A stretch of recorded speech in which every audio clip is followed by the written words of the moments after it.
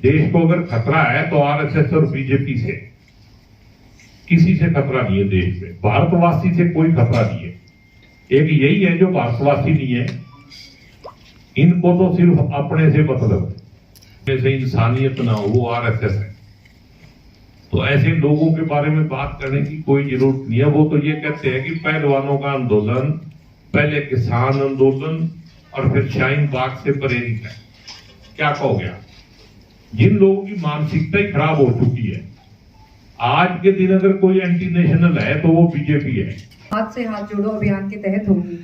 ये जो हमारा अभियान है ये है कि पिछले 9 साल से जो ये भाजपा जजपा सरकार है, इसकी जो विफलताएं हैं, जन विरोधी, किसान विरोधी, आम आदमी विरोधी नीतियां हैं, वो सबके सामने उजागर हों। इनका अगर पिछले 9 साल का हम पूरा कार्यकाल देखें तो अगर हम इनसे पूछते हैं कि इन्होंने क्या किया तो इनके पास बताने के लिए कुछ नहीं है। जितनी भी इनकी मेजर नीतियां हैं, पॉलिसी हैं, जो भी इन्होंने किया है उसके तहत आम जन सड़क पे ही बैठा है, चाहे वो टीचर्स हो, अध्यापक हो, चाहे वो किसान हो, चाहे वो जवान हो, चाहे वो महिलाएं हो। हरियाणा में कभी भी महिलाओं पे इतना शोषण नहीं होता था जितना आज के समय पे क्राइम रेट बढ़ गया है। तो इन्हीं सभी चीजों के साथ हम आम जन के पास, आम जन द्वार पे जाएंगे और हर किसी को इनकी जो विफलताएं हैं उसको उजागर करेंगे। और जो हमारा विजन है, जो राहुल जी हमारे माननीय नेता हैं और कुमारी शैलजा जी जो कांग्रेस की, ऑल इंडिया कांग्रेस कमेटी की महासचिव हैं, उनके मार्गदर्शन और निर्देशन के अंदर ये कार्यक्रम हमारा होगा। तो हाथ जोड़ के आप सबसे विनती है, आप इस कार्यक्रम को सफल बनाइए और हमारे साथ आइए। धन्यवाद। आप भी सब इनवाइटेड हैं। हाँ, वही आप सब तो कॉर्डली इनवाइटेड हैं, ये आप तो पार्ट एंड पार्सल। आप तो वही बात, अभी आप सभी मेरे जो पत्रकार बंधु हैं, हर टाइप के मीडिया से, चाहे वो इलेक्ट्रॉनिक हो, प्रिंट मीडिया हो, किसी तरह का मीडिया हो, हाथ जोड़ के आप सबको ये इन्विटेशन दिया जा रहा है। प्लीज सभी मेरे भाई आए और इस प्रोग्राम को सफल बनाएं। तरह का चल रहा है कि एक तो ये बड़ी मीटिंग के माध्यम से, एक हम गांव-गांव जाके विलेज टू विलेज भी प्रोग्राम करके इसका संदेश दे रहे हैं। तो उसी संदेश को देने के लिए कुमारी शैलजा जो है उस दिन यहाँ आ रही हैं और भी बहुत सारे साथी यहाँ आएंगे। उसके लिए सभी को, जितने भी हमारे पानीपत जिले के कांग्रेस के साथी हैं, उन सभी को मैं इनवाइट करता हूं कि आप सब लोग आइए और राहुल जी का संदेश जो है वो जनता तक पहुंचाने में हमारी मदद करें और प्रियंका जी की भी मदद करें। किससे बात करें जाके? राहुल गांधी से हम बात कर नहीं सकते? संगठन क्यों नहीं बना रहे? नहीं, संगठन बन जाएगा। 13 तारीख को कल रिजल्ट आने दो। नेता थोड़े बिजी थे 9 साल से। 9 साल से इलेक्शन चल रहा है। 1.5 साल रह तो जब एक दिन और रह गया बस। ये हाथ से हाथ जोड़ो चला, हाथ से हाथ जोड़ो में पहले बिजी थे। अच्छा, फिर बीच में कर्नाटक का इलेक्शन आ गया। और वैसे अगर आप हमारे से पूछो तो हम संगठन बनाने वालों में है नहीं। यही बात है ना, 9 साल का हिसाब किताब मांगने वालों में से हैं आप। हम तो हिसाब मांग रहे हैं, हम अपने नेताओं से भी मांग रहे हैं, दोनों से मांग रहे हैं। तो हम अपने नेताओं से तो ये पूछ रहे हैं संगठन क्यों नहीं बढ़ रहा, क्या कारण क्या है? अब ये तो वही बताएंगे। वैसे मतलब आप तो सीनियर आप परसों जब यहाँ शैलजा जी आएंगे उनसे पूछ लेना, बता दें।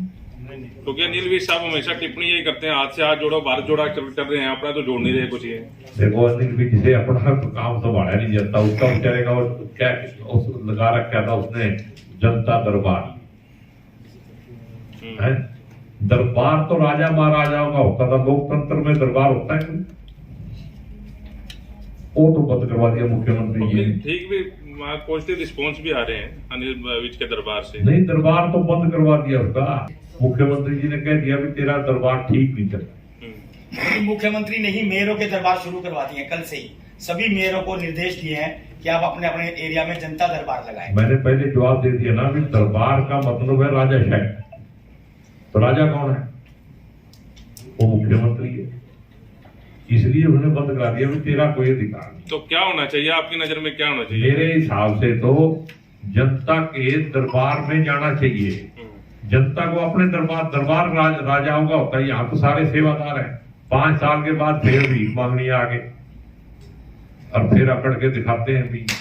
हुड्डा साहब भी लगाने जा रहे हैं जनसंवाद। जनसंवाद एक अलग बात है। मतलब नाम की दिक्कत है भाई। हुड्डा साहब को ओपोजिशन में है, कुछ लगा दो। सरकार में तो नहीं है ना। जो सरकार में है ये उसकी जिम्मेदारी है कि वो जनता के दरबार में जाए, क्योंकि ये जनता की सरकार है लोकतंत्र में। लेकिन अब जिनकी सरकार है उनका लोकतंत्र में विश्वास ही नहीं। ये पहलवानों के साथ इस दिन मोदी जी ने फोटो खिंचाई थी, आप कितने जोर जोर से दिखा रहे थे। अब लोग कह रहे थे कि मोदी है तो मुमकिन है, तो ये पहलवान जीत के नहीं आई, मोदी जी की वजह से जो टेलीफोन किया था ना मोदी जी ने, उसकी वजह से मेडल आए थे। अब मोदी जी कहाँ है? या ये जो इल्जाम लगाए जा रहे हैं ये कहीं इसीलिए तो नहीं है मोदी है तो मुमकिन है? इसका जवाब तो आपको पूछना चाहिए, सरकार में बैठे हुए लोगों से पूछना चाहिए। ये तो बड़ी शर्म की बात है। यहाँ तो लोग कहते हैं कि बेटियां सबकी साझली होती, कहते हैं ना हमारे समाज में, और वहां तो क्या क्या कह रहे हैं किन की बेटियां हैं ये। जब वोट लेने हो तो और तरीका है, बाद में और ये पानीपत की धरती से नारा लगा था ना, बेटी पढ़ाओ बेटी बचाओ, वो कहां गया? और खट्टर साहब कह रहे हैं तो मामला ही दिल्ली का है, लड़कियां हरियाणा की हैं, वो कहते हैं मामला दिल्ली का है। अपने आप को साइड में करने के लिए उन्होंने आसान तरीका ढूंढ लिया, तो ये दिल्ली का रौला है, हरियाणा का तो ही। और योगी जी वाले जो हैं वो कह रहे हैं मामला ही सारा हरियाणा का है। अब पता नहीं खट्टर साहब झूठ बोल रहे हैं कि वो यूपी वाले को थे। तो ये मामला थोड़ा ज्यादा संगीन है, इस पे आप लोगों को भी विचार करना चाहिए। जो सत्ता में बैठे हुए लोग हैं उनसे सवाल पूछो, वे बेटियां सबकी साझली हैं। जब तिरंगा फहराया था तो वो भारत देश का था या किसी एक विशेष वर्ग का था? तब तो एयरपोर्ट से किडनैप करके ले गए थे उनको सीधे प्रधानमंत्री के घर में। मेरे को तो समझ नहीं आ रही देश जा कहां। एक ये प्रेम सचदेवा जी से जो सवाल है कि ये हुड्डा जी के जो है बड़े अच्छे मित्रों में से रहे हैं, और अब जो है वो शैलजा जी के खेमे में है, क्या वो नाराज नहीं होंगे?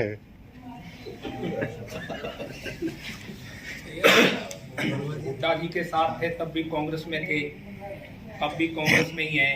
बात तो कांग्रेस की है, इसमें हुड्डा जी शैलजा जी का तो कोई मैटर ही नहीं है। सभी कांग्रेसी हैं, हम भी कांग्रेसी हैं। क्योंकि यहाँ तो गुट बने हुए हैं। नहीं, गुटबंदी कोई है नहीं, गुटबंदी का कोई मसला नहीं। सिर्फ पत्रकारों को नजर आती है जो छोड़ के अखबारों में सिर्फ सभी एक है, धरातल पे नहीं है। सारी कांग्रेस एक है। योगी जी आज है ना, सभी तीन जगह प्रेस कॉन्फ्रेंस होगी, कांग्रेस वालों की 3 प्रेस कॉन्फ्रेंस है आज पानीपत के अंदर, 3 जगह। धर्मपाल गुप्ता जी की अलग है, गुंडे शागी थी, आपकी होगी। इसका कारण क्या है? 3 जगह आप एक जगह इकट्ठे कर सकते थे, बात तो एक ही है सबकी। हर टाइम स्लॉट में सबको देखे, सब सोच रहे हैं कितने प्रोग्रेसिव है। एक देखो भी कांग्रेस एक्टिव कितनी है। आप इसको ये क्यों देख रहे हो? 3 हो रही। कांग्रेस के पास इतने लीडर हैं और इतने एक्टिव लोग हैं, 3 ही घंटे में 3 प्रेस कॉन्फ्रेंस। गोगी साहब यही दिक्कत कभी इस बारी भी सत्ता में ना आने दे आपको? चाहते हैं लगातार प्रेस कॉन्फ्रेंस हो रही है। सत्ता में जो लेना वो तो जनता ने लेना है, ठीक है ना। और ये तो देखो, मैं इसको बुरा नहीं मानता। संघर्ष जो है ना वो पार्टी में अगर नहीं होगा तो पार्टी का मजबूती से काम भी नहीं चलता। लेकिन संघर्ष नेगेटिव नहीं होना चाहिए, हेल्दी साइड में होना चाहिए संघर्ष। तो ये आप जब से कांग्रेस बनी है सबसे पुरानी पार्टी है। जब आजादी की लड़ाई लड़ी जा रही थी तब भी संघर्ष जारी था। तब क्या कांग्रेस में एक ही था? लेकिन ये बात ठीक है कि महात्मा गांधी जी उस टाइम एक छतर नेता थे, लेकिन नीचे संघर्ष था फिर। तो संघर्ष होना भी चाहिए, संघर्ष में ही आदमी ताकत लगा के आगे बढ़ता है। अच्छा, यही बात राहुल गांधी ने सुनी होगी आपकी? नहीं, मेरी पता नहीं सुनी कि नहीं सुनी, लेकिन मैं तो आपको ये बता रहा हूँ कि राहुल गांधी ही अकेला नेता है हमारा।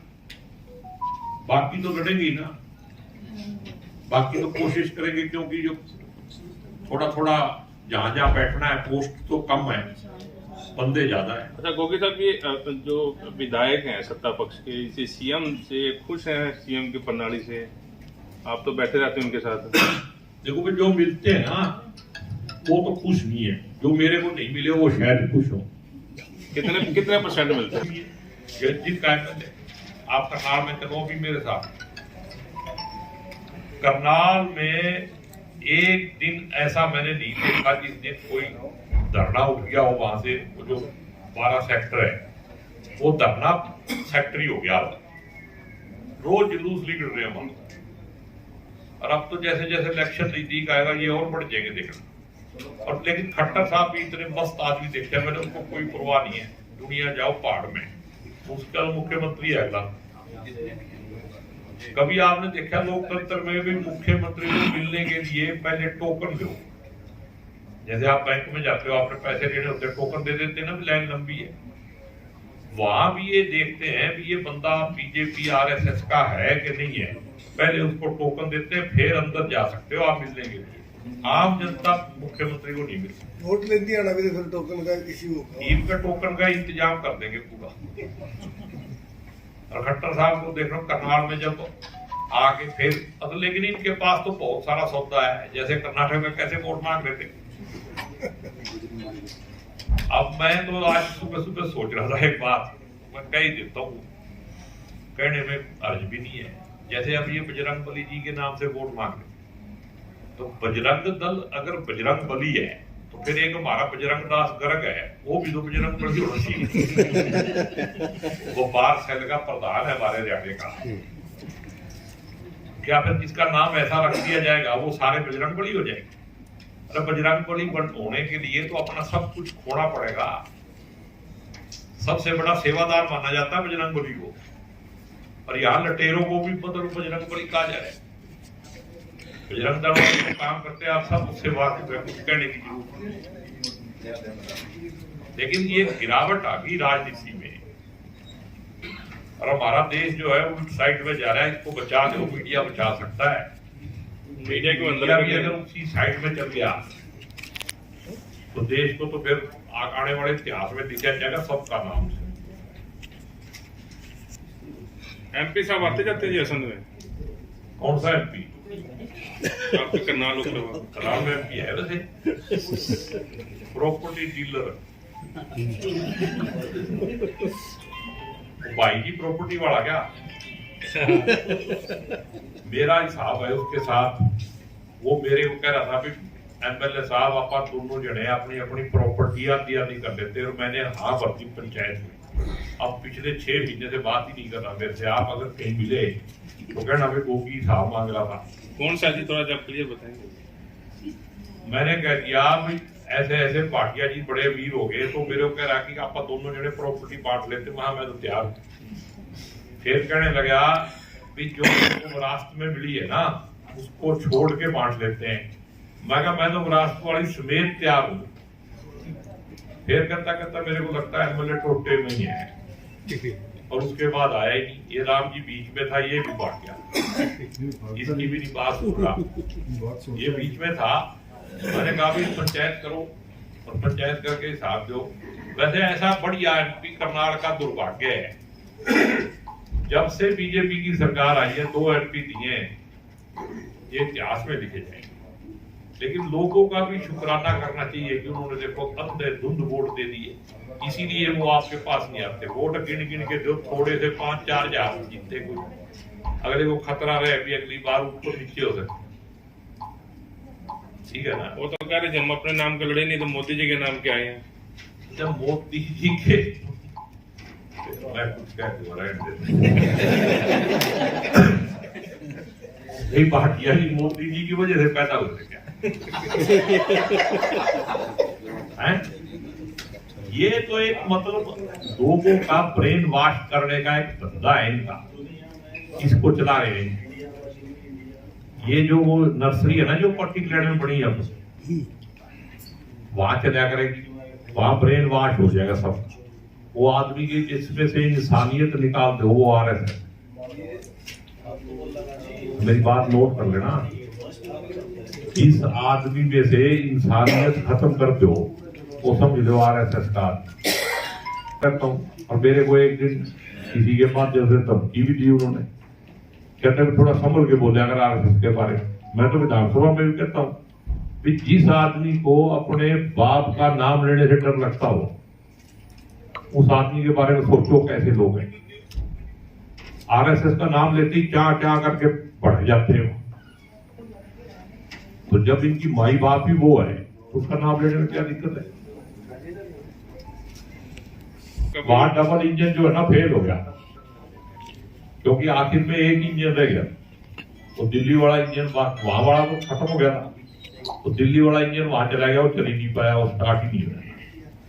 तो बजरंगबली जी को धोखा दोगे तो बजरंगबली माफ करेगा। अगर आप इतने बड़े भगत को, जिसका दुनिया में नाम सबसे नंबर 1 पे लिया जाता है, उसके साथ ही धोखा करोगे तो कभी माफ नहीं करेगा। पहलवानों के समर्थन में हम हैं, क्योंकि इंसानियत का झगड़ा है। वहां जो सच्चाई है वो जनता के सामने लानी चाहिए। गलती किसकी है वो पता लगना चाहिए। ये नहीं भी उसको जात पात में और वर्ग विशेष में बांट के उसको मतलब फायदा उठाने के लिए काम किया जाए। आपने वहां देख ही लिया, वहां करनी सेना भी पहुंच गई, कौन भेजेगा उनको। जब किसान आंदोलन था ऐसे देखो, अगर कोई घटिया लोगों से बात करवाना चाहो तो मैंने बता ही दिया भी, जिसमें सत्ता में बने रहने के लिए आप लोगों को कैसे बरगलाना है, जनता को कैसे इमोशनली ब्लैकमेल करना है। न्यायपालिका भी क्या ठीक काम कर रही है? जब देश का लॉ मिनिस्टर कहता है कि 90% न्यायपालिका हमारे साथ है, तो मेरे को कुछ कहने की जरूरत है।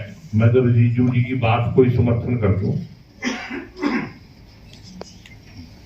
न्यायपालिका में अभी 10% लोग हैं और यहाँ तो एक ही हो तो 1.25 लाख ही बहुत है।